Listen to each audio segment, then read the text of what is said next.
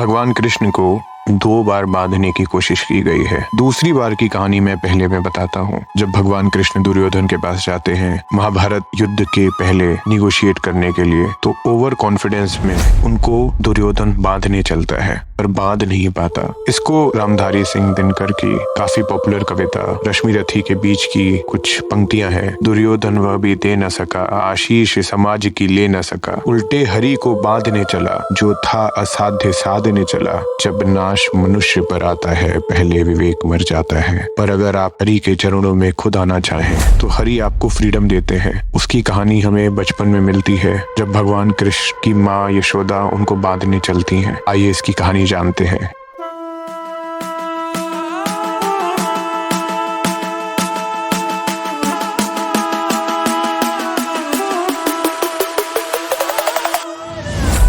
नमस्ते, आप सुन रहे हैं toss the other side story.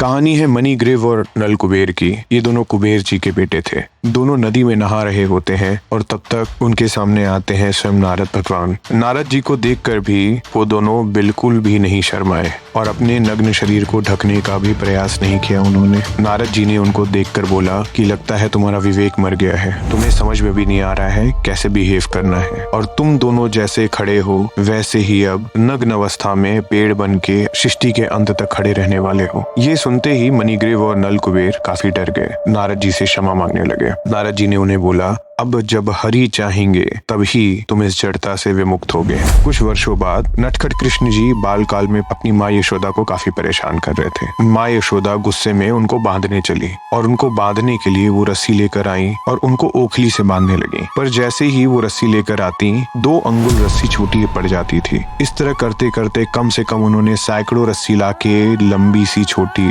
बांधने की कोशिश की, पर भगवान कृष्ण को बांध ही नहीं पा रही थी। हमेशा 2 उंगल रस्सी छोटी पड़ जा रही थी। ये देखकर वो काफी आश्चर्यचकित होती हैं। पर हरि को समझ में आ गया था कि अब उनको अपने माँ को परेशान नहीं करना है और वो उस ओखली से बंध जाते हैं। माँ यशोदा भी अपने काम में लग जाती हैं। वो ओखली से बंधने के बाद उस भारी ओखली को वो छोटा बच्चा खींचते खींचते उन दोनों पेड़ के बीच में से गुजर जाता है। और जैसे ही उन पेड़ के बीच में से गुजरते हैं उन पेड़ों की जड़ता समाप्त हो जाती है, क्योंकि वो जड़ता तभी समाप्त हो सकती थी जब हरि चाहते।